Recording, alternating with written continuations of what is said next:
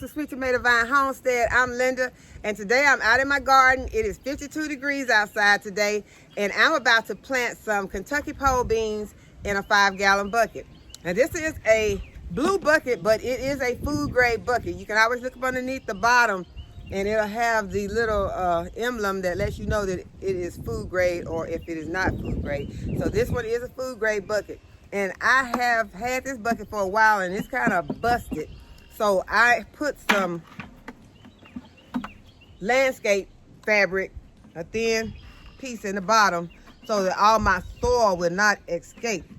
And so we're gonna go ahead. I got me some Kentucky Wonder pole beans.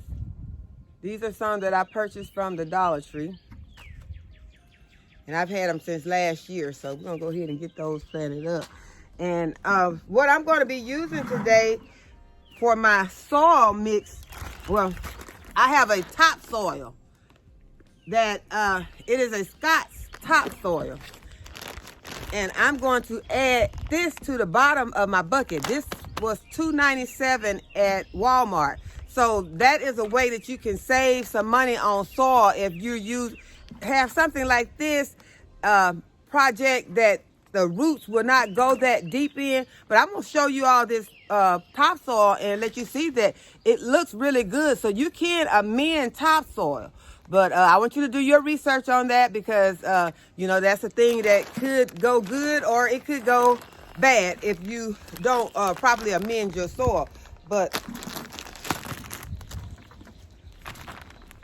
show you what this soil looks like.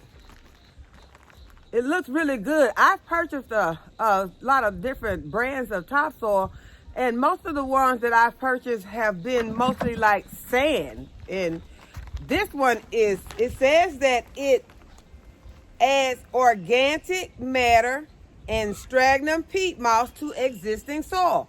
So this this topsoil seems to be a pretty good grade of soil. So I'm gonna let you be the judge of that. And I just poured a whole bunch, but I'm gonna lower my camera so that you all can see what I'm doing. And we're gonna go ahead and pour this soil in this 5-gallon bucket and get ready to plant our Kentucky pole beans. I love string beans, and this project will show you that if you don't have a large amount of space, that you still can have some string beans that you can go outside and pick and bring inside and have a meal. So it doesn't take a whole bunch, especially if you live in an apartment or you live in a house and live alone. You don't, or just, you know, a couple people and you want some string beans. This project shows that you can make them available. So if you know someone, I think about some senior citizens that I know, and I think about this would be something good for them to have where they could go out. They live in those senior citizen apartments, and this bucket would not hurt anything to have this bucket sitting outside with some beans growing on it that a person could go out and grab a few and come inside and prepare themselves a meal without having to go to the store. And so what I'm doing now is taking some compost that I got from my compost pile, and I'm going to add it to the top because these roots on these beans are not going to go very deep. So now I've been able to fill my bucket for $2.97. So that is what the goals that we are trying to achieve when we're gardening, because as a gardener, I am seeing that each day the price of gardening is getting more expensive unless you find ways that you can cut some corners. And although I had to go and purchase this Scott's topsoil, I think that it was worth it for the beans that I'm going to get out of this container, and hopefully I will be able to help someone else to see how they can grow some food. So now it's amended good. There are all kind of nutrients already in this soil, so we don't have to worry about trying to amend this soil. And we know that beans are nitrogen fixers, so this soil is ready. So what we're gonna do is just gonna go ahead and I'm gonna poke some holes.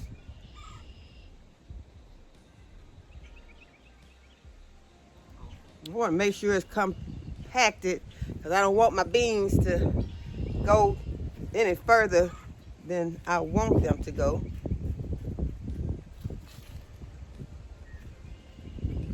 Okay, now I poke my holes.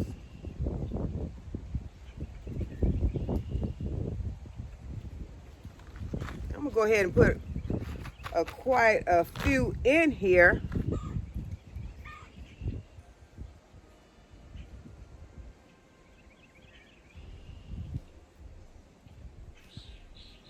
These holes are probably about 1 inch deep, and I'm going to drop my seeds in.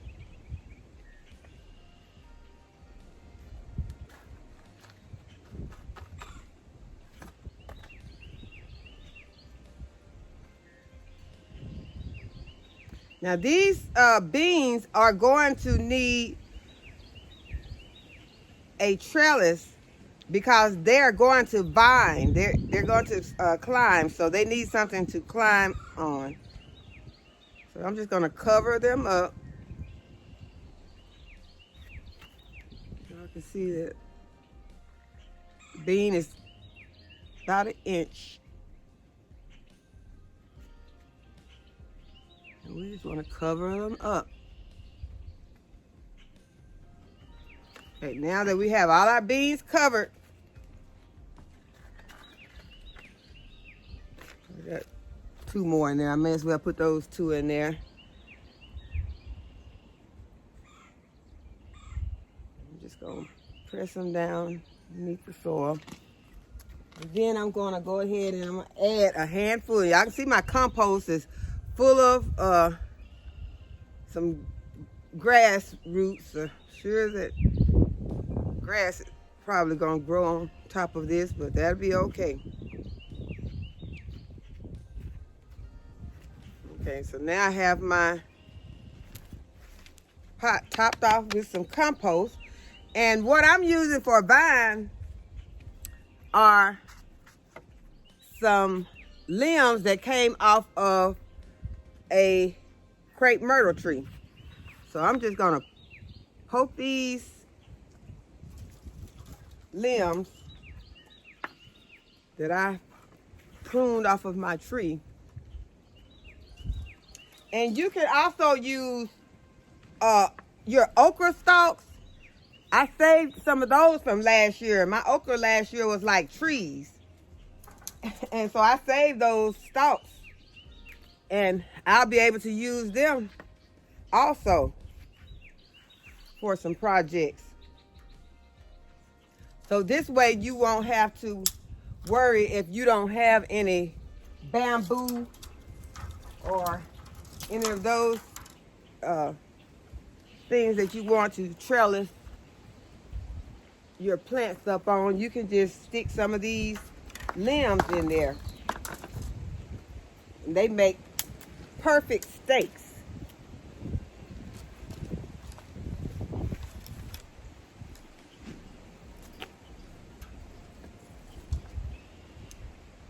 And I didn't cut the top off. You see the top is still on there. I can take my pruners, well, these aren't really pruners, but I could take these and just cut those off if I want to. And I might, and then again, I might not. Just depends on how it looks once I finish. So now you want to, after you got them all in there, and I'm going to go ahead and add quite a few since I have extras. And I want my beans to be able to trellis, since I've got quite a few beans planted in here. I want them to get high if they want to go and produce as many beans as they want to produce, because I love string beans.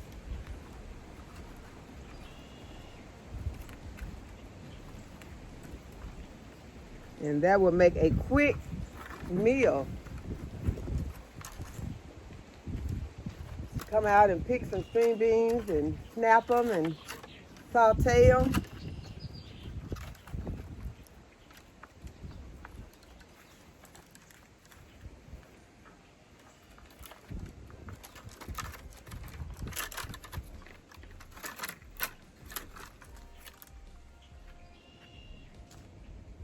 Okay, I'm gonna move my table and sit this on the ground where you all can see how the top is looking.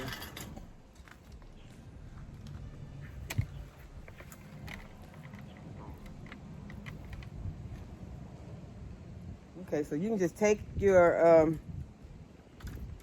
limbs and you can make them go as high or as low as you want them. I'm trying to pull them in.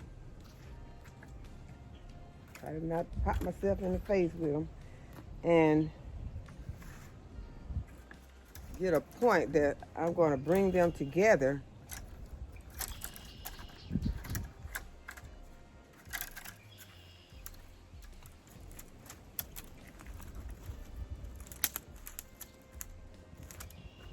And then I'm going to start to tie them with some jute string. And I could tie them way up right now, or I can just stop right here for right now. And then as my beans start to trellis up, then I can start to taking it loose, or not taking it loose, but deciding whether I want it to go higher. But I'm sure I'm probably gonna let it go higher. If it goes higher, I'm gonna let it go.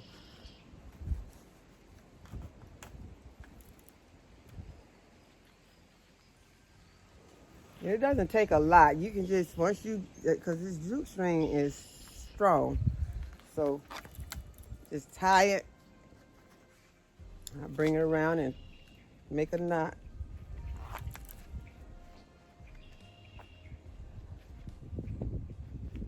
I'm not going to even worry about cutting it, because that looks fine. And so now you have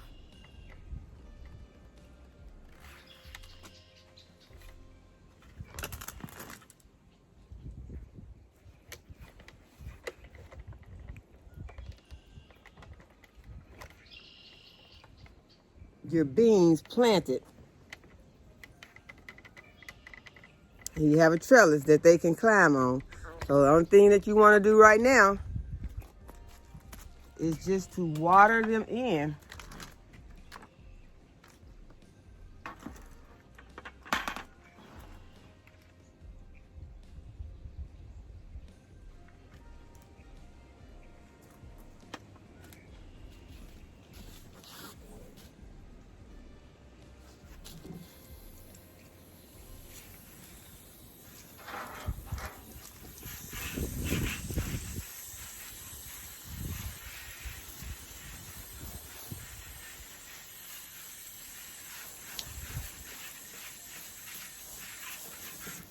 Okay, so now you have your Kentucky pole beans planted, and we'll be looking for a great harvest off of them. So now you have your Kentucky pole beans planted, and hopefully we'll be getting a good harvest very soon. So I hope that you like this video, that you learned something from it, and that you will subscribe to my channel. And as always, thanks for watching, and I'll see you in the next video.